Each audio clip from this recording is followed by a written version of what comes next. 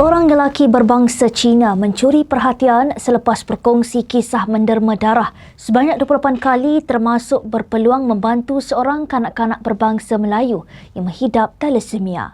Menerusi hantaran di platform Threads, lelaki dikenali sebagai Vince berkata dia telah menderma darah sebanyak 28 kali dengan setiap kali melibatkan 450 ml darah. Menurutnya, dia yang mempunyai kumpulan darah AB tambah, RH tambah pernah beberapa kali dihubungi Hospital Seberang Jaya untuk mendapatkan bantuan. Beliau berkata darah tidak pernah mengenal bangsa ataupun kaum. Sebaliknya, setiap titisan darah hanya bertujuan untuk menyelamatkan nyawa. Perkongsian tersebut meraih lebih 51,000 tanda suka dan ribuan perkongsian semula selain menerima pelbagai reaksi positif daripada orang ramai.